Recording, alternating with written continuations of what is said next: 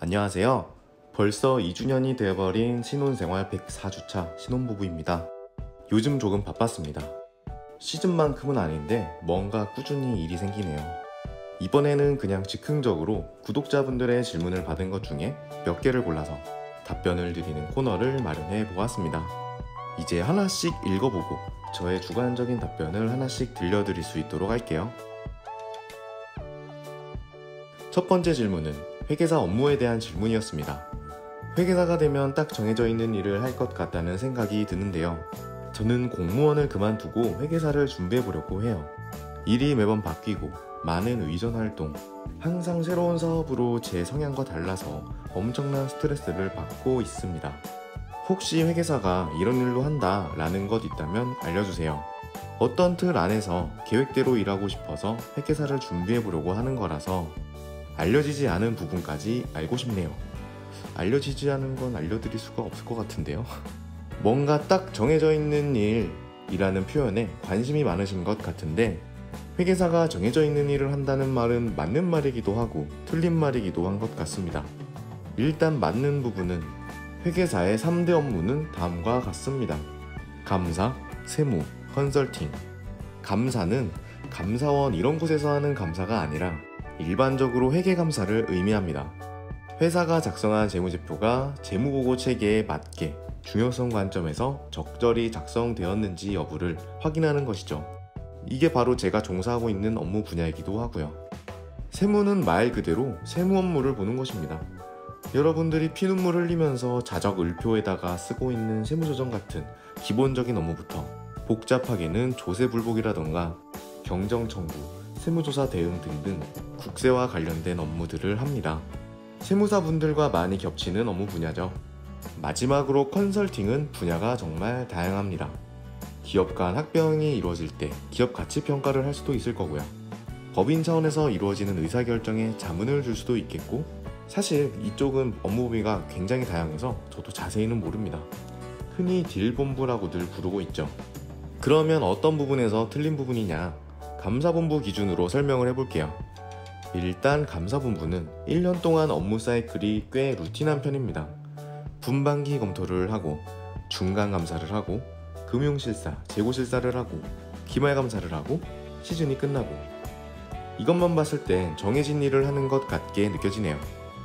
하지만 회계라는 것이 계속 변하고 회사도 계속 변합니다.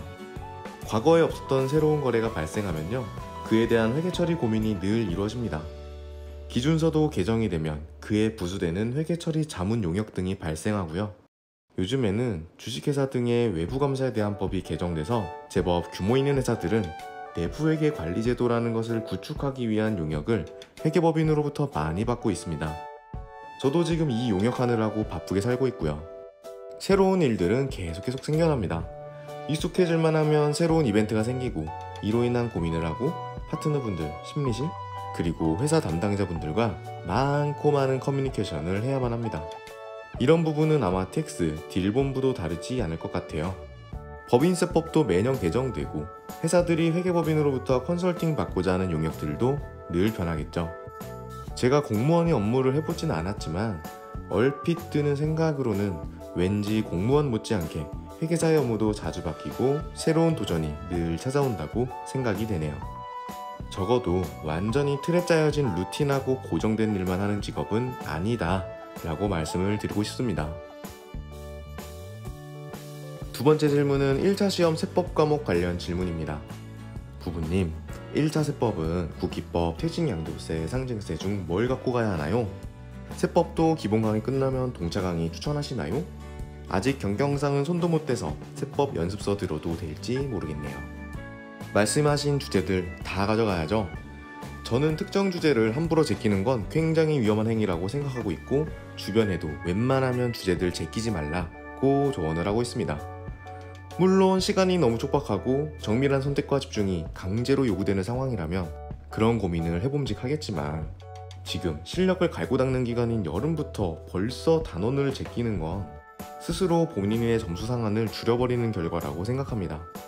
공부는 일단 해보고 도무지 못해 먹겠다 싶으시면 그때 가서 진짜 깊은 고민 끝에 버릴지 말지를 결정하시는 게 좋을 것 같아요.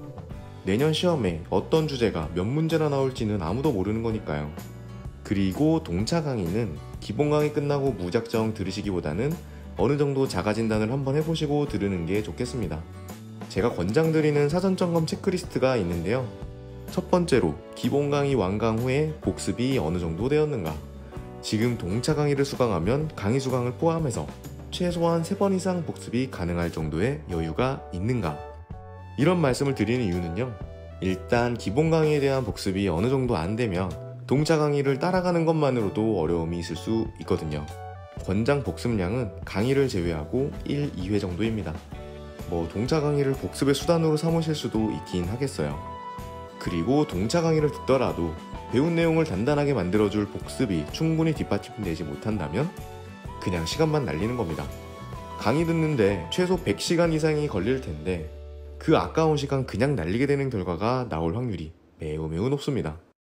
결론, 말씀해주신 주제들은 제끼지 않았으면 좋겠습니다. 연결납세나 동업기업 과세특례처럼 진짜 지엽적인 거면 또 모르겠어요.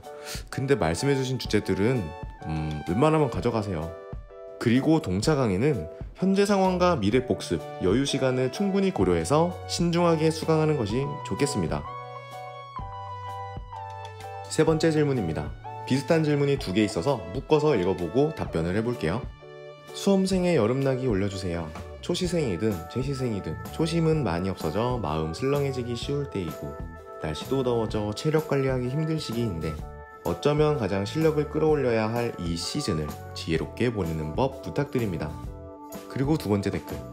올해 초부터 입문한 회린인데 그간 열심히 종합반 수업 듣고 복습도 했는데 대부분의 과목이 끝나가는 시점이라 그런지 아니면 참아왔던 피로 같은 게 몰려온 건지 요즘 집중도 안 되고 공부가 너무 하기 싫어요. 또 막상 책을 보면 재밌기도 한데 뭐랄까 손에 잘 안 잡히는 기분입니다. 이럴 때는 어떻게 해야 하나요? 사실 이건 제가 묻고 싶은 질문인데 저 여름에 더위 엄청 많이 타서 요즘 출퇴근하는데 죽어가고 있거든요. 근데 사실 6월, 8월 이때쯤에 좀 심적으로 많이 지치기 쉬운 시기이긴 합니다. 가을에서 겨울에는 시험이 임박했다는 사실, 그리고 주변 사람들 다 객관식 교재 펴놓고 열심히 돌리고 있는 걸 보면 불안해서라도 열심히 하게 되는데 아무래도 여름에는 그런 긴장감이 없으니까 자칫 잘못하면 공부 습관 자체가 흔들려 버릴 수도 있어요. 저도 재시생 때 열심히 동차 강의를 듣다가 이때 약간 마음이 느슨해지고 풀어지는 바람에 2차 과목 중에서 원가랑 재무관리 동차 강의는 목표였던 3회독을 못하고 결국 동차생 기간에 강의를 다시 듣게 되었어요. 잘못했던 입장에서 제가 아쉬운 마음에 권장드리고 싶은 점은 지난번에 슬럼프를 대처하는 법 영상에서도 말씀을 드렸는데요. 그냥 내년 시험에 또 떨어지는 상상을 많이 해보세요. 내년 커스피가 370점이 나왔다고 가정해봅시다. 본인은 360점 정도로 떨어졌다고 하죠. 회계학 90점, 세법 60점 정도를 받았다고 해봅시다. 회계학에서 2문제 더 맞추고 세법에서 2문제 더 맞췄으면 붙었을 건데 너무 아쉽죠. 6월에서 8월 이 귀중한 기간에 내가 동차 강의를 듣고 연습서 복습을 열심히 한 번만 진득하게 했으면 솔직히 1차 객관식 문제 2문제씩은 그냥 맞추지 않았을까? 그리고 시험에 또 떨어지면 나는 또 소중한 청춘 1년을 바쳐서 이 시험에 재도전을 해야 하나? 아니면 포기해야 하나? 지금까지 투입한 내 시간이 얼만데? 전부 매몰 비용이 되는 건가?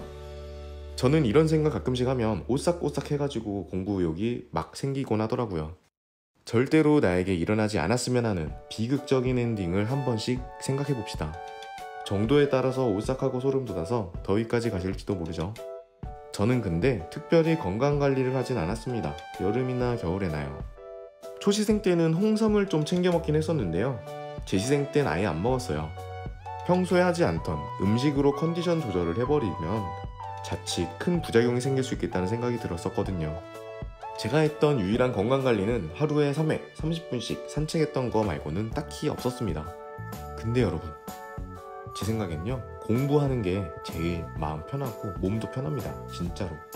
어느 환경에서 공부하는지 모두 제각각일 거라서 제가 정확히는 알지 못하는데 되게 시원한 곳에서 공부하고 계실 것 같습니다. 그렇지 않나요? 에어컨 솔솔 나오는 곳에서, 중앙도서관이건 학원 자습실이건 스타벅스 매장 어디건 간에요.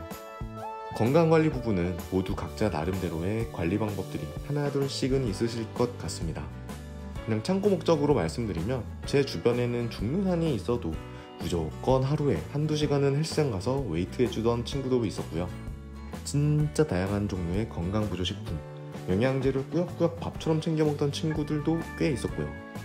보약을 지어다가 먹는 친구들도 있었습니다. 제일 중요한 건요, 그냥 멘탈 관리라고 생각합니다. 저는 정신이 육체를 지배한다고 생각하거든요. 굳은 결심으로 지금 다른 친구들은 다 바다로, 산으로 여행 가고 놀러 가는데 나는 왜 이 공부를 하고 있지? 이런 생각 말고요. 지금 공부의 필요성을 깨우쳐서 본인이 스스로 하고 싶어서 공부를 하고 있는 상태라면 더위, 추위는 아마 공부에 별다른 심각한 영향을 못 미칠 거라고 생각합니다. 이건 제가 확신합니다.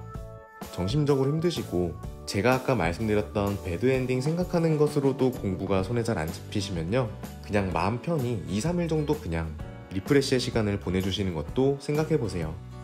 아시다시피 이 시험은 굉장히 긴 장기 레이스입니다. 장기적인 관점에서 볼 때에는 공부 잘 안 되는데 억지로 막 자리를 지키는 것보단 가족들, 친구들과 잠시 공부는 놓아두고 휴식의 시간을 보내는 것도 필요할 수 있거든요. 그렇다고 완전히 공부를 내려놓으라는 말씀은 아닙니다. 질문, 수험 상담, 콘텐츠 제안 등은 댓글로 남겨주세요. 구독과 좋아요, 알림 설정은 신혼부부에게 더운 여름날 에어컨 아래에서 마시는 시원한 아이스 아메리카노 한 모금과도 같습니다. 고맙습니다.